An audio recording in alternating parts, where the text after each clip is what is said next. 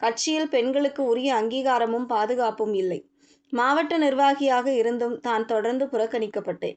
குறிப்பாக கல்வி திருவிழாவின் போது தலைவர் தன்னுடன் பேசிக் கொண்டிருந்த நேரலையை உள்நோக்கத்துடன் துண்டித்தது தனக்கு பெரிய அவமானம் இழைக்கப்பட்டது. தனது உழைப்பிற்கான அங்கீகாரத்தை கோரி பலமுறை தலைவரை சந்திக்க முயன்றேன். ஆனால் அது மிகவும் கடினமான ஒன்றாகவே இருந்தது. இறுதியில் ஒரு நாள் தலைவர் விஜய் அவர்களின் நடைபயிற்சி நேரங்களில் அவரை சந்தித்து தனது கோரிக்கைகளை முன்வைத்தேன். அப்போது ஒரு கட்டத்தில் அவரது காலில் விழுந்து கண்ணீர் மல்க நீதி கேட்டேன்.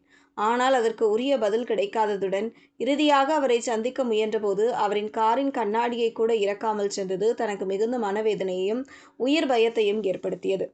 கட்சியில் பதவிகள் வழங்கப்படுவதில் முறைகேடுகள் நடப்பதாகவும் உண்மையாக உழைப்பவர்களுக்கு மதிப்பு இல்லை, தன்னை பற்றி தவறான வதந்திகள் பரப்பப்பட்ட நிலையில் தனது களப்பணியை கவனித்த திமுக தலைமை தமக்கு அழைப்பு விடுத்தது.